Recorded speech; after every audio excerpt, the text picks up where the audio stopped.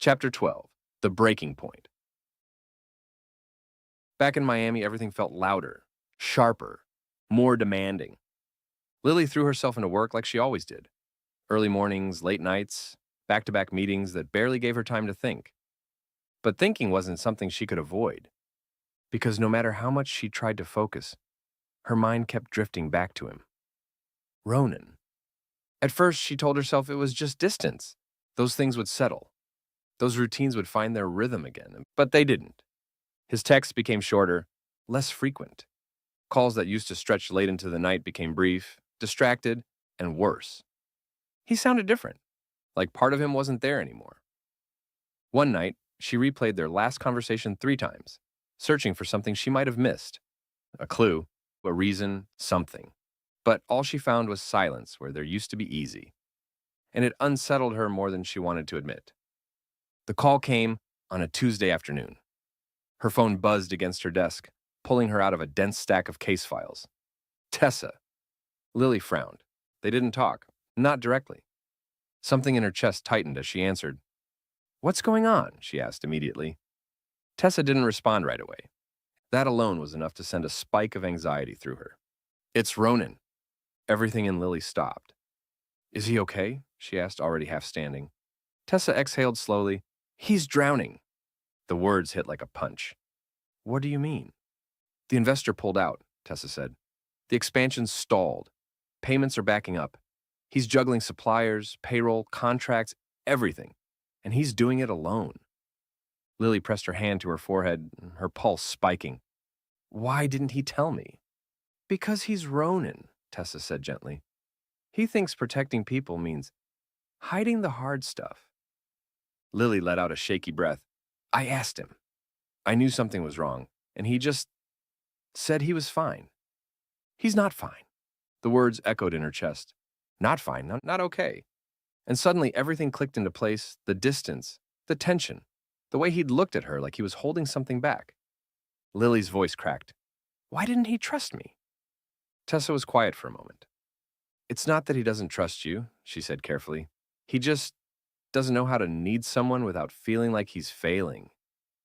That hurt more than Lily expected, because she understood it too well. She swallowed hard, blinking back the pressure building behind her eyes. "Thank you for telling me." "Don't be too hard on him," Tessa added softly. "He's scared." Lily let out a quiet breath. "So am I." She didn't go back to work after that. She couldn't. The words "he's drowning" replayed in her mind repeatedly. Every moment suddenly made sense. Every silence, every hesitation, every time he pulled away. It wasn't because he didn't care. It was because he cared too much to let her see him fall apart. And that broke something in her. Because he didn't understand. She didn't need him to be perfect. She just needed him to be honest. Before she could second-guess herself, she grabbed her bag, her keys, her phone, and left. The airport was chaos. People rushed past her in every direction, voices overlapping, announcements echoing through the terminal. But Lily moved through it like she was on autopilot, focused, certain. She barely remembered booking the ticket, just the confirmation screen flashing before her eyes. Her fingers moving faster than her thoughts. One way, no hesitation. Now, standing near the gate, reality started to catch up with her. Her heart was racing, her mind is spinning. What am I doing? She hadn't told him, again. But this time, it wasn't about surprise, it was about something bigger, something urgent. She pulled out her phone, staring at his name on the screen. Her thumb hovered. "Call him. Tell him you're coming. Give him a chance to stop you." But another thought pushed through. What if he does? Her chest tightened. What if he told her not to come? What if he shut her out again?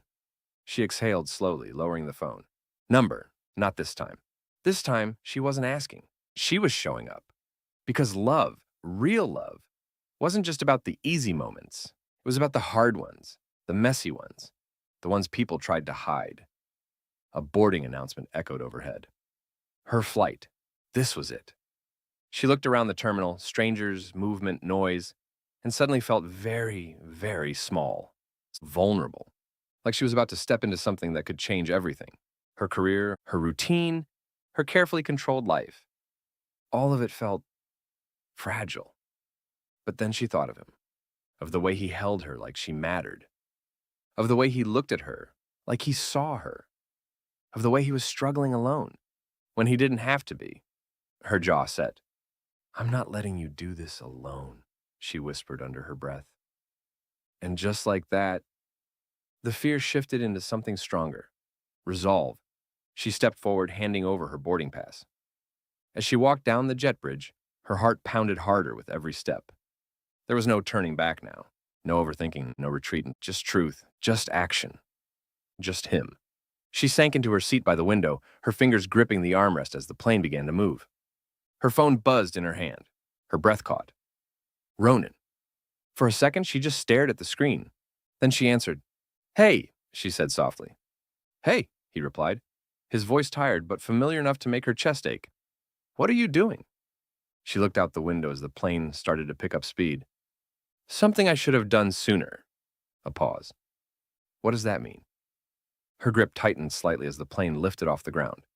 "It means," she said, her voice steady despite everything she felt, "you don't get to shut me out anymore."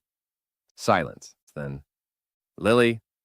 "I'm coming to you," she said. Another pause. Longer this time. He exhaled, and she could hear every ounce of exhaustion, every wall he'd been holding up. "You don't have to do that." "I know," she said softly. "That's not fair to you." "Maybe not," she admitted. "But neither is you going through this alone."